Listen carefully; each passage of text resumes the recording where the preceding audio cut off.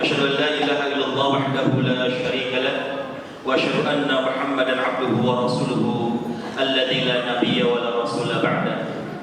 اللهم صل وسلم وبارك على هذا النبي الكريم محمد وعلى آله وأصحابه ومن تبعه بإحسان إلى يوم الدين. أما بعد، وقد قال الله تعالى في كتابه الكريم: أعوذ بالله من الشيطان الرجيم فألهمها فجورها وتقواها. وقال رسول الله صلى الله عليه وسلم: كل بني آدم خطاؤون وخير الخطائين التوابون.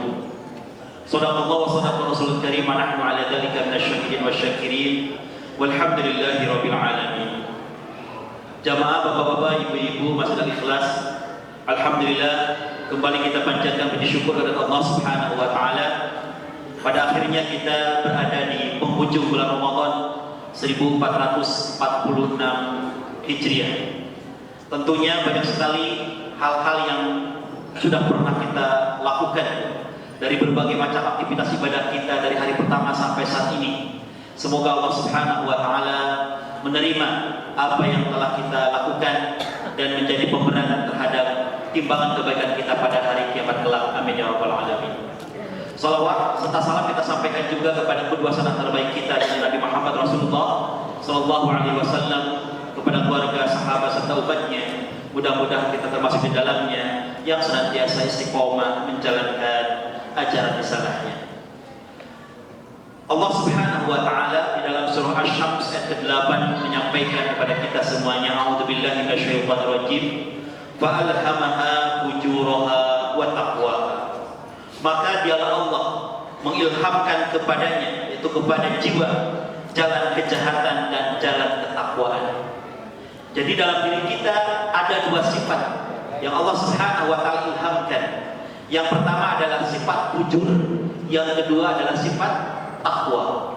Fujur adalah kecenderungan untuk melakukan dosa, kemaksiatan, sementara takwa adalah kecenderungan kita untuk melakukan kebaikan, melakukan amal soleh kepada Allah Subhanahu wa taala. Kenapa Allah Subhanahu wa taala di dalam ayat ini mendahulukan fujur, mengakhirkan takwa?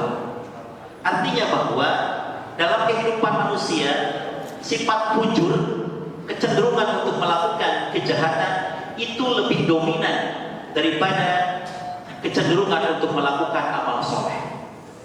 Tetapi walaupun demikian, Allah Subhanahu wa taala telah memberikan dawatnya, telah memberikan obatnya, bahwa walaupun kecenderungan manusia banyak melakukan perbuatan-perbuatan jahat, perbuatan-perbuatan maksiat, tapi Allah Subhanahu wa taala dalam waktu yang bersamaan memberikan juga solusinya, dawatnya, obatnya. Apa obatnya? Yaitu ampunan dari Allah Subhanahu wa taala. Maka Rasulullah sallallahu alaihi wasallam dalam hadis riwayat Ibnu Majah menyampaikan, kullu bani Adam khata'un.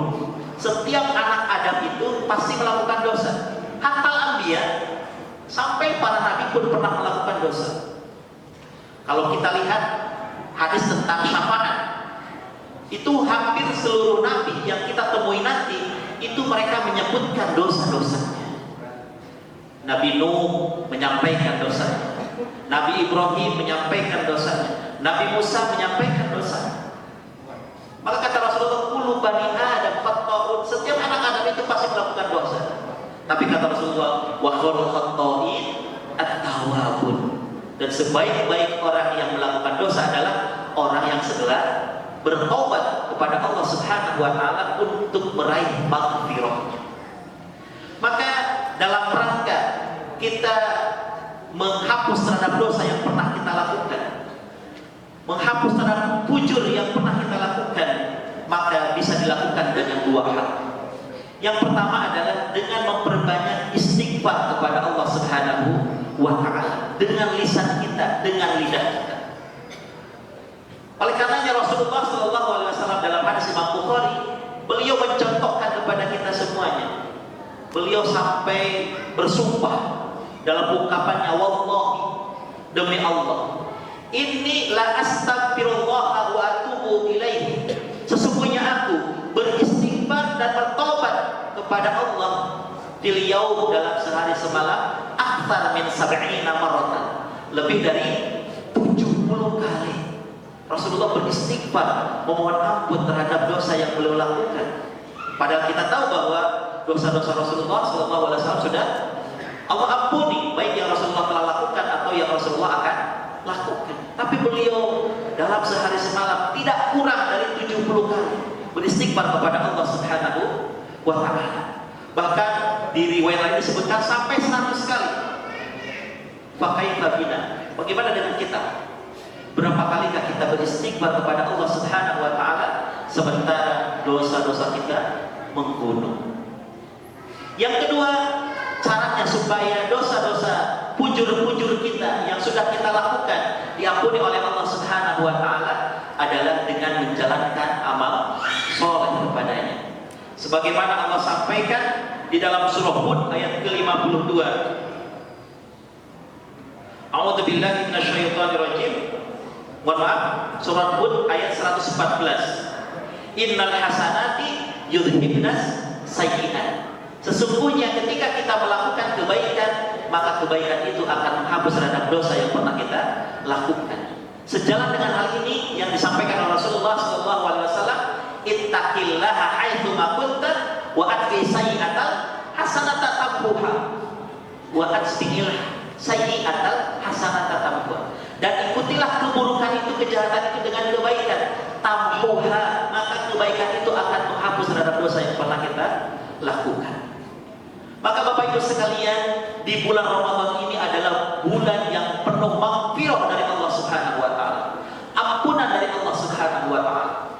Maka kalau kita perhatikan hadis-hadis yang pernah dilakukan atau disampaikan oleh Rasulullah SAW kepada kita semuanya, banyak ternyata amalan-amalan yang sudah kita lakukan hampir 1 bulan ini itu penuh dengan maghfirah, ampunan dari Allah Subhanahu wa Ta'ala.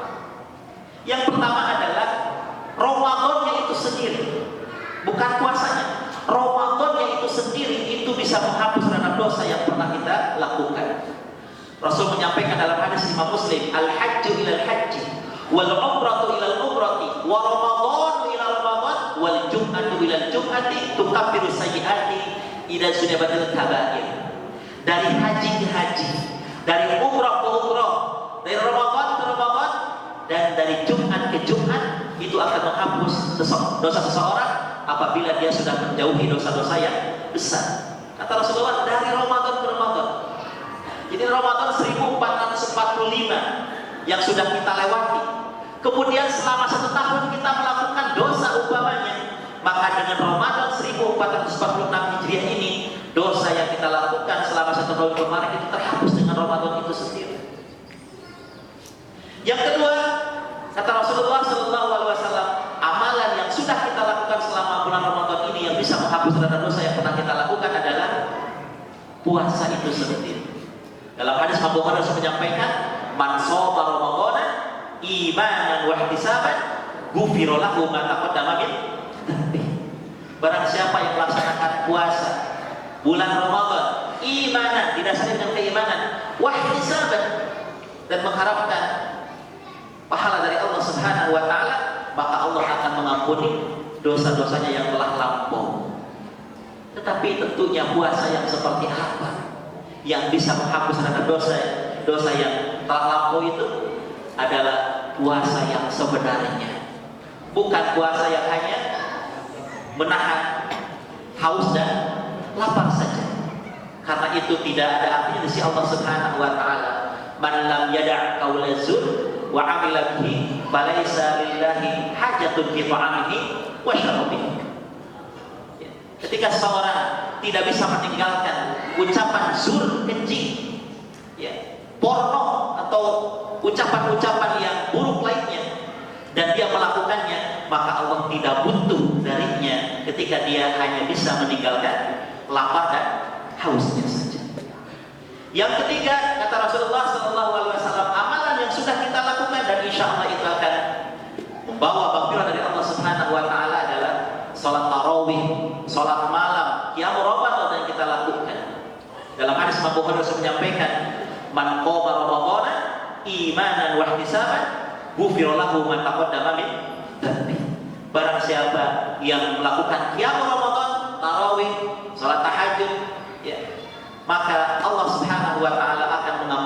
dosa-dosanya yang telah lalu dengan dua syarat, didasari keimanan dan juga mengharapkan pahala dari Allah Subhanahu wa Ta'ala. Kemudian yang keempat, kata Rasulullah Sallallahu Alaihi Wasallam dalam hadis Imam Bukhari, amalan yang bisa menghapus terhadap dosa yang kita lakukan yang ada di bulan Ramadan adalah ketika kita melaksanakan sholat malam, sholat tahajud, sholat tarawih berbarengan dengan terjadinya malam Lailatul Qadar.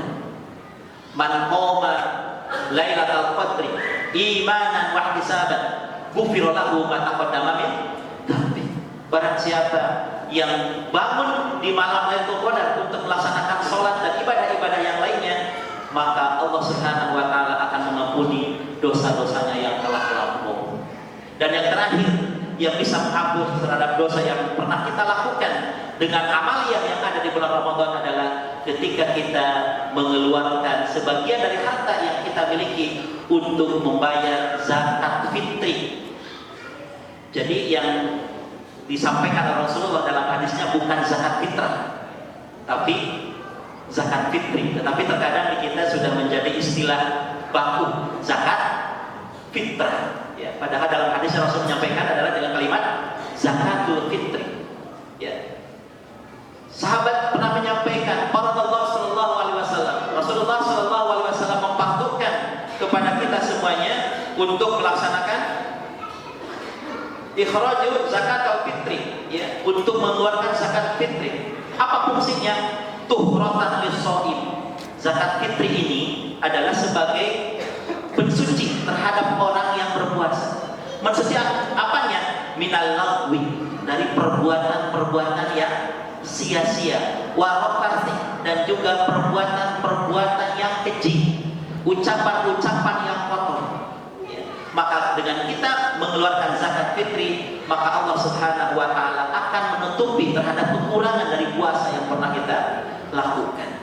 Maka dengan begitu banyaknya maghfirah yang Allah berikan kepada kita semuanya dengan amal soleh yang kita lakukan selama bulan Ramadan, tentunya harusnya sebagaimana Rasul sampaikan, kayaumin waladathu ummuh. Harusnya kita itu keluar dari bulan Ramadan itu seperti bayi yang baru dilahirkan dari rahim ibunya. Kenapa? Karena saking banyaknya maghfirah yang Allah Subhanahu wa Ta'ala sediakan buat kita semuanya. Maka Imam Qatadah pernah menyampaikan, barang siapa yang di bulan Ramadan tidak mendapatkan maghfirah, ampunan dari Allah Subhanahu wa Ta'ala, maka dia akan sulit untuk mendapatkan maghfirah di bulan-bulan yang lainnya. Maka mudah-mudahan dengan seluruh aktivitas ibadah kita dari hari pertama sampai nanti menjelang Lebaran, Allah Subhanahu wa Ta'ala menggolongkan kita terhadap hamba-hambanya yang mendapatkan maghfirah, ampunan dari Allah Subhanahu wa Ta'ala. Karena kalau kita sudah mendapatkan maghfirah, ampunan dari Allah Subhanahu wa Ta'ala, tidak ada tempat lain nanti di akhirat kelak. Wa jannatin arduhas samawati wal ardh, yaitu surga yang luasnya seluas langit dan bumi. Amin amin ya rabbal alamin. Ini saja yang disampaikan. Subhanakallahumma wa bihamdika asyhadu an la ilaha illa anta astaghfiruka wa atubu ilaik. Aqulu qouli hadza wa astaghfirullah li wa lakum. Wassalamu alaikum warahmatullahi wabarakatuh.